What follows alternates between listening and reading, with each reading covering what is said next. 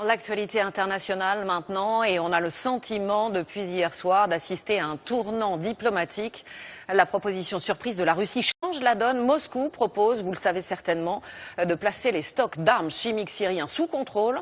Barack Obama parle de percées importantes. La France va plus loin. Elle va déposer aujourd'hui un projet de résolution à l'ONU prévoyant le contrôle et le démantèlement de ces armes. Paris affirme que la fermeté a payé. Le point avec Samassoula et Julien Pelletier. Des interviews en rafale pour Barack Obama venu convaincre une opinion publique américaine hostile à des frappes en Syrie. Mais en fait, c'est l'initiative russe qui a dominé les entretiens.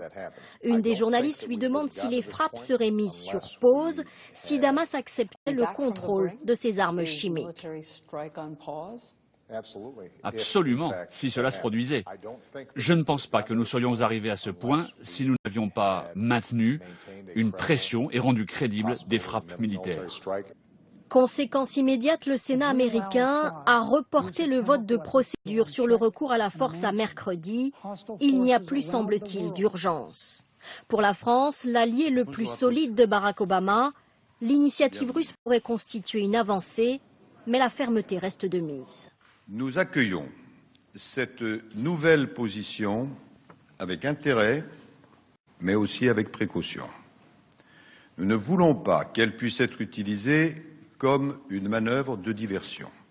La France va proposer aujourd'hui au Conseil de sécurité de l'ONU une résolution sur le contrôle et la destruction des armes chimiques syriennes avec un recours à la force en cas d'échec.